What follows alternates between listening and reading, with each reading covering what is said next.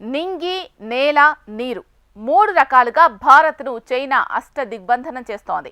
పాకిస్తాన్ నుంచే కాకుండా చైనా నుంచే పెద్ద ముప్పు పొంచి ఉంది అనే వాదన చాలా కాలంగా బలపడుతోంది.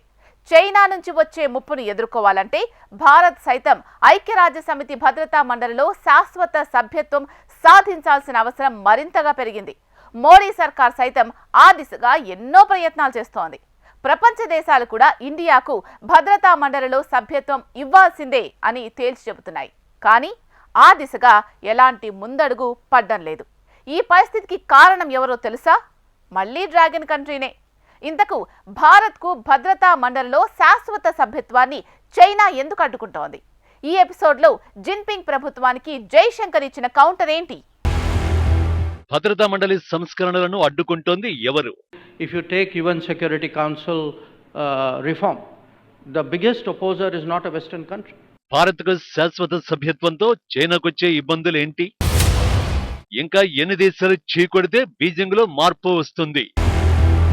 భారత్ ప్రపంచంలోనే అతి పెద్ద ప్రజాస్వామ్య దేశం. రాబోయే రోజుల్లో అతి పెద్ద మూడవ ఆర్థిక వ్యవస్థగా ఎదగడానికి పరుగులు తీస్తున్న దేశం. ప్రపంచంలో మూడవ పెద్ద సైనిక బలం భారత్ కు ఉంది. కానీ ఇంత పవర్ఫుల్ కంట్రీకి ఐక్యరాజ్య సమితి భద్రతా మండలిలో శాశ్వత సభ్యత్వం లేదు. వాస్తవానికి ఈ ప్రతిపాదనకు ప్రపంచమే మద్దతు ఇస్తోంది. లాటిన్ అమెరికా, ఆఫ్రికా, పశ్చిమాసియా, మధ్య ఆసియా, ఆసియాన్ దేశాలు ఈ విషయంలో భారత్ను బలపరుస్తున్నాయి. అమెరికా, యూరోపియన్ దేశాలు మనకు మద్దతునిస్తున్నాయి. ఇలా ధనిక, వర్ధమాన దేశాలు రెండింటి నుంచి భారత్ మద్దతు పొందుతోంది. గత ఏడాది ఢిల్లీలో జరిగిన G20 సభలో ఆస్ట్రేలియా, పోర్చుగల్ దేశాలు భద్రతా మండలిలో భారత్ శాశ్వత సభ్యత్వం పొందడానికి అర్హమని ఎలుగెత్తి చాటాయి. తర్వాత అమెరికా అధ్యక్షుడు బైడెన్ తో పాటు ఫ్రాన్స్, బ్రిటన్, ఆఫ్రికన్ యూనియన్, చివరకు తుర్కీ సైతం భద్రతా మండలి సంస్కరణలకు మద్దతునిచ్చాయి. ఇటీవల భారత్ లో పర్యటించిన గ్రీస్ ప్రధాని సైతం భద్రతా మండలిలో భారత్ కు శాశ్వత సభ్యత్వానికి తాను మద్దతిస్తానని ప్రకటించారు. సింపుల్ గా చెప్పాలంటే ఈ విషయంలో ప్రపంచమంతా ఇండియా వైపే ఉంది. మరి ఎందుకు ఇది సాధ్యపడటం లేదు? How these are leveraged today? These are not necessarily all coming out of the West. So, the West, as the dominant force earlier, is largely responsible for where we are today. But I think the new players haven't helped. I mean, again, if you take UN Security Council reform, the biggest opposer is not a Western country. So let's get the totality of the problem right.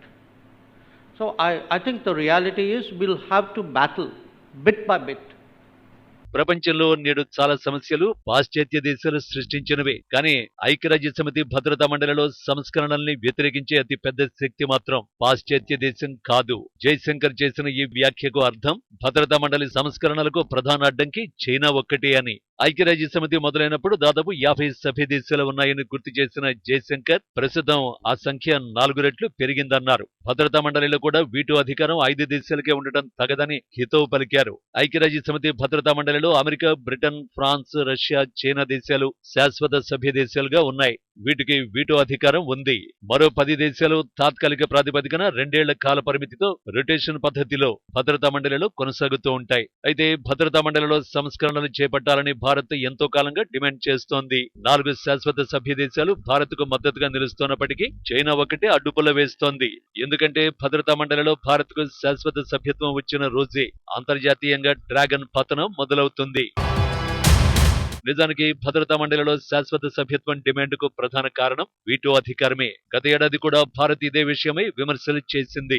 ఐక్యరాజ్య సమితి భద్రతా మండలిలో veto అధికారం కేవలం సభ్య దేశాల రాజకీయ ప్రయోజనాల కోణంలోనే వినియోగమవుతోందని, నైతిక బాధ్యతతో కాదని భారత్ ధ్వజమెత్తింది. దేశాల సార్వభౌమ సమానత్వ భావనకు విరుద్ధంగా కేవలం 5 శాశ్వత సభ్య దేశాలకే వీటో అధికారాన్ని కట్టబెట్టారని మండిపడింది. వీటో ఇనిషియేటివ్ తీర్మానానికి ఏడాదిన సందర్భంగా యూజ్ ఆఫ్ వీటోపై ఐక్యరాజ్య సమితి సాధారణ సభలో జరిగిన ప్లేనరీలో 75 ఏళ్లుగా కేవలం స్వార్థ రాజకీయ ప్రయోజనాల కోసమే శాశ్వత సభ్య దేశాలు వీటో అధికారాన్ని వాడుకుంటున్నాయని భారత్ ఆక్షేపించింది. ఇదే తీరు కొనసాగినంత కాలం సభ్య దేశాలు వీటోను అలాగే వినియోగించుకుంటాయని, నైతిక బాధ్యతను పక్కన పెట్టి వ్యవహరిస్తాయని స్పష్టం చేసింది. వీటో విషయానికొస్తే భద్రతా మండలిలో చర్చకు వచ్చే విధానపరమైన అంశాలలో 2/3 మెజారిటీ సభ్యుల ఆమోదంతో పాటు శాశ్వత సభ్య దేశాల ఆమోదం కూడా తప్పనిసరి. ఈ శాశ్వత సభ్య దేశాలలో ఏ ఒక్క దేశము తీర్మానాన్ని తిరస్కరించినా ఆ అంశం చెల్లదు. వీటో అధికారం అంటే తిరస్కరించే అధికారమని అర్థం. ఈ అధికారంతోనే డ్రాగన్ కంట్రీ మనపై రెచ్చిపోతోంది. భద్రతా మండలి విషయానికొస్తే ఐక్యరాజ్య సమితి ప్రధానాంగాలలో అత్యంత శక్తివంతమైన ప్రధానమైన విభాగమే ఇది. దీన్నే యుఎన్ఓ కార్యనిర్వాహక విభాగంగా పేర్కొంటారు. ఇందులో మొత్తం 15 దేశాలు సభ్యులుగా ఉంటాయి. 5 దేశాలకు శాశ్వత సభ్యత్వం ఉంటుంది. మిగిలిన 10 తాత్కాలిక దేశాలను సాధారణ సభ ప్రతి 2 ఏళ్ల పదవీ కాలానికి ఎన్నుకుంటుంది. ఈ 10 తాత్కాలిక దేశాలలో 5 ఆఫ్రికా ఆసియా ఖండాల నుంచి, 1 తూర్పు యూరోప్ నుంచి, 2 లాటిన్ అమెరికా ఖండం నుంచి, 2 పశ్చిమ యూరోప్ తదితర ప్రాంతాల నుంచి ప్రాతినిధ్యం వహిస్తూ ఎన్నికవుతాయి. భద్రతా మండలి అధ్యక్ష పదవి వాటిలోని సభ్య దేశాల మధ్య అక్షర క్రమంలో మారుతూ ఉంటుంది. భద్రతా మండలికి సాయం చేయడానికి 3 స్థాయి సంఘాలు ఉంటాయి. అలాంటి భద్రతా మండలిలో సంస్కరణలు చేపట్టాలంటే మొదటగా సాధారణ సభలో తీర్మానం చేసి ఐక్యరాజ్య సమితి చార్టర్ని మార్చి కొత్త దేశాలకు శాశ్వత సభ్యత్వాన్ని కల్పించే నిబంధనను చేర్చాల్సి ఉంటుంది.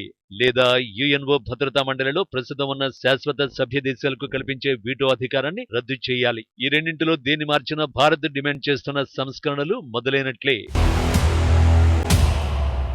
వాస్తవానికి ఐక్యరాజ్య సమితికి నిధులు అందించడంలో, విధులు నిర్వర్తించడంలో కూడా ఇండియా కీలక పాత్ర పోషిస్తూ వస్తోంది. ప్రపంచంలో అతి పెద్ద ప్రజాస్వామిక దేశంగా, జనాభా పరంగా 2వ అతి పెద్ద దేశంగా భారత్కు గుర్తింపు ఉంది.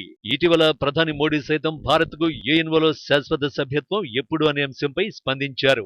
ఇదివరకే యుఎన్ఓలో భారత్కు శాశ్వత సభ్యత్వంపై ప్రతిపాదనలు వచ్చినప్పటికీ ముందడుగు పడలేదు. శాశ్వత సభ్య దేశాలుగా ఉన్న చైనా, అమెరికా, బ్రిటన్, ఫ్రాన్స్, రష్యాలు మన దేశానికి శాశ్వత సభ్య దేశంగా ఉండేందుకు ఒప్పుకుంటే సభ్యత్వం వచ్చేది. కానీ చైనా, దాని అండతో మరికొన్ని దేశాలు ప్రతిసారి అడ్డుపడుతున్నాయి. మారిన పరిస్థితుల దృష్ట్యా భద్రతా మండలి పునర్వ్యవస్థీకరణ, మండలిలో శాశ్వత తాత్కాలిక దేశాల సంఖ్య పెంపు, వీటో అధికారం విస్తరణ డిమాండ్లు అంతకంతకు పెరుగుతున్నాయి. జయశంకర్ సైతం భద్రతా మండలిలో 5 దేశాల పెత్తనం కొనసాగినంత కాలం ప్రపంచంలో శాంతి సాధ్యం కాదని తేల్చి చెబుతున్నారు. నిజమే, ఐక్యరాజ్య సమితి స్థాపన జరిగి దశాబ్దాలు గడిచిపోయినా ఎన్ని యుద్ధాలను ఆపలేకపోయిందంటే అందుకు ఆ 5 దేశాల గుత్తాధిపత్యమే. ప్రపంచానికి శాంతి సందేశం ఇస్తున్న ఇండియాకు శాశ్వత సభ్యత్వం ఉండి ఉంటే పరిస్థితులు మరోలా ఉండేవి. అందుకే ఈ విషయంలో ప్రపంచమే ఇండియా వెనుక నిలుస్తోంది, ఒక డ్రాగన్ తప్ప.